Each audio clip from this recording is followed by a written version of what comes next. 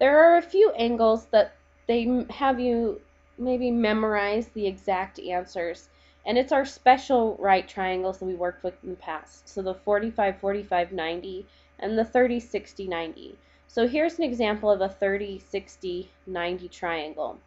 Now remember that in a 30, 60, 90, the hypotenuse we had was, if you take the hypotenuse divided by 2, you get the short side. Okay? And if you take the short side times the square root of 3, you get the long side. So notice we do have a short leg, a long leg, and the hypotenuse. And that's where these numbers come from.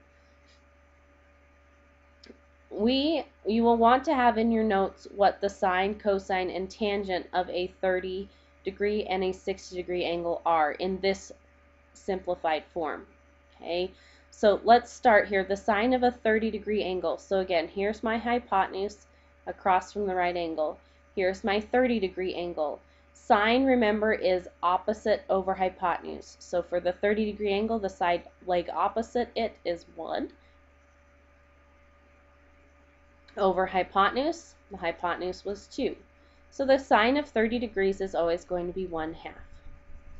The cosine of a 30-degree angle, okay, cosine, remember, is adjacent over hypotenuse.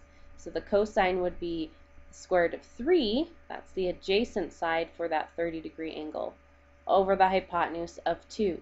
So in exact radical form, the cosine of a 30-degree angle is always going to be the square root of 3 over 2. And finally we have tangent.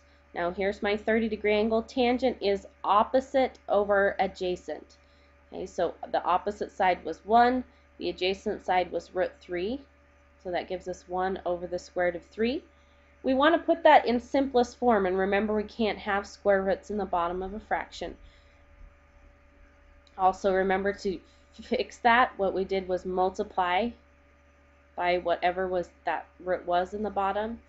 That would give me root 3 over root 9, or root 3, the square root of 9 is 3. So the tangent of a 30-degree angle is always going to be the square root of 3 over 3. So you will want to have these 3 values in your notes.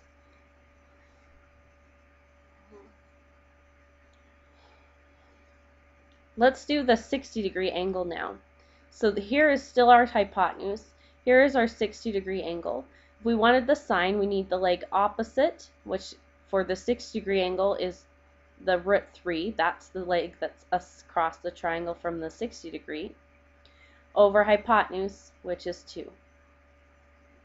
The cosine of the 60-degree, we want the adjacent leg, the one touching it, is length 1, over the hypotenuse, which again was 2.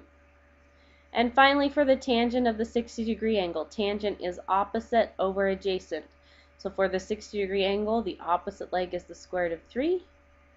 The adjacent leg is length 1, which in simplified form would look like just the square root of 3.